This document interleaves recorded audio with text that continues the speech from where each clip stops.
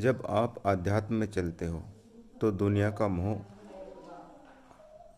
इच्छाएं, वासनाएं अपने आप छूटने लगती हैं। जब आप सत्संग करते हो, मंत्र जाप करते हो, तो ये दुनियादारी आपको एक सपना लगने लगती है ऑटोमेटिकली। लेकिन जब आप परमात्मा को छोड़कर, सत्संग को छोड़कर, मंत्र जाप को, ध्यान को, अपनी साधनाओं को छोड़कर दुनियादारी की तरफ चलते हो, तो फिर दुनियादारी ही आपको असलियत लगने लगती है। क्योंकि दोनों ही परमात्मा के रूप हैं। परमात्मा एक है, वो संसार भी है और वो आध्यात्म भी है। आप एक को पकड़कर दूसरे को नहीं पकड़ सकते, क्योंकि एक ही है। दोनों रूपों में परमात्मा एक ही है, उसके रूप दो हैं।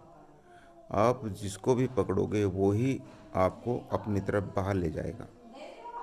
तो जब आप माया की तरफ चलते हो तो माया भी इतनी पावरफुल है, आप आध्यात्म से विमुख हो जाओगे। अपने आप आपसे मंत्र जाप, पूजा पाठ छूटने लगेगा। और जब आप आध्यात्म की तरफ चलोगे, मंत्र जाप की तरफ चलोगे, अपने आप आपसे माया छूटनी शुरू हो जाएगी। छोड़ने की कोई ज़रूरत नहीं है, क्योंकि परमात्मा एक ही रूप में है, वो दो नहीं है।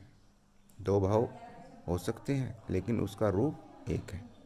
जिसको भी पकड़ लोगे वो ही विराट हो जाएगा और दूसरा अपने आप समाप्त हो जाएगा।